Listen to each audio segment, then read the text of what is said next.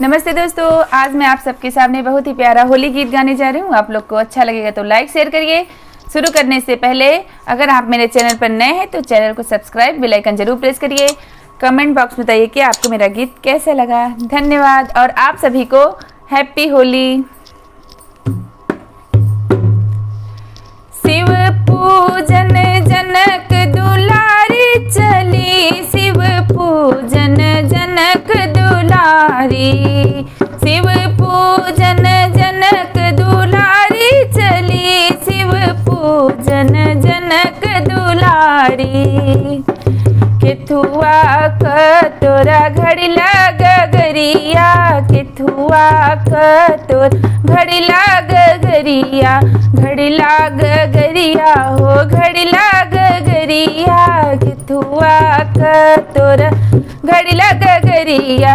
केथुआ के जलवा से भरी, शिव पूजन जनक दुलारी, शिव पूजन जनक दुलारी चली, शिव पूजन जनक दुलारी।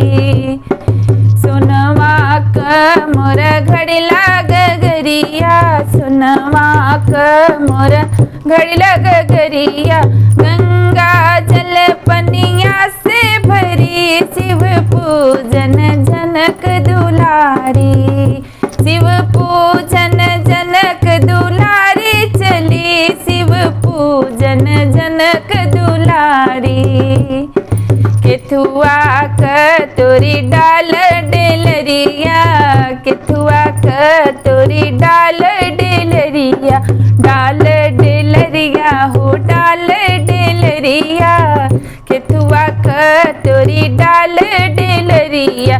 केथुआ के फुलवा से भरी, शिव पूजन जनक दुलारी, शिव पूजन जनक दुलारी चली, शिव पूजन जनक दुलारी।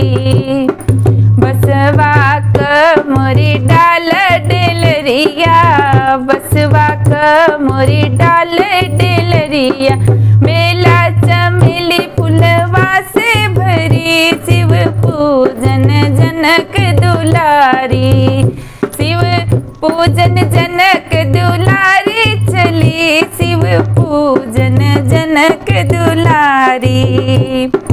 कवन मंगन तू मांगू हो जानकी, कवन मंगन तू मांगू हो जानकी, कवने मनवा से बाटो भरी, शिव पूजन जनक दुलारी, कवने मनसा से बाटो भरी, शिव पूजन जनक दुलारी, शिव पूजन जनक दुलारी चली, शिव पूजन जनक दुलारी, शिव पूजन जनक दुलारी चली, शिव पूजन जनक दुलारी।